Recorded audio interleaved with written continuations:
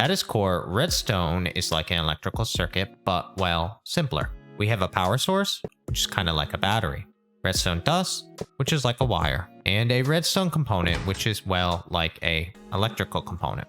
Today, we focus on the first two, the power source and the redstone dust.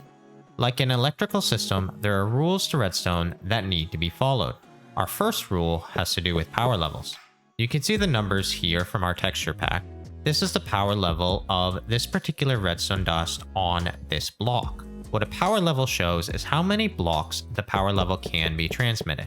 Here we see a power level of 15. When we move over 15 blocks along the redstone dust, we see that it is now 0. At a power level of 0, we cannot activate redstone components. If we go in one block, now the piston extends.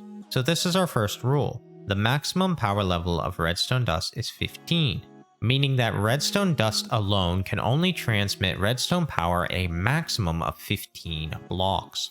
Okay, so what about if I put a piston here? Well, we see that it doesn't activate. This is because our second rule.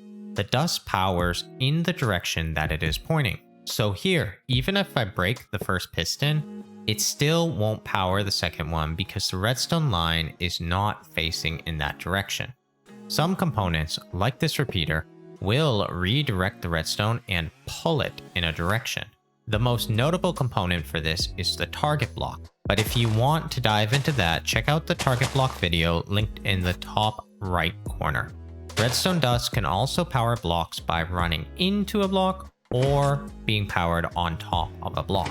This is good to know now, but it is a little bit more complicated, although not difficult to understand if you're curious to find out. Finally, there are a lot of redstone power sources that can be used and have different properties. A redstone block is always on and gives us a power level of 15. The unique thing about the redstone block is that it is the only movable power source. The redstone torch in its base form is on and has a power level of 15. Redstone torches are very useful and powerful power sources, but the details are not in the scope of this video, so it will be covered in a different video. A button gives us a redstone pulse, which is a short on signal followed by a steady off. Its power level is always 15. A lever is off until it's turned on, then it stays on with a power level of 15. These are all what I like to call steady full power sources. When they are on, they will always give us a power level of 15. But we also can have partial power sources. The comparator is a good example. Here we have a power level of 5. If I add more items, it goes up to a 10. So the power level is changing based on, well, what's in this chest in this example. The important thing to understand here is that there are full and partial power sources which have different implications and applications. With that, time's up. Check out the videos here to get a fuller understanding of the things that we've talked about in this video. Thank you for watching.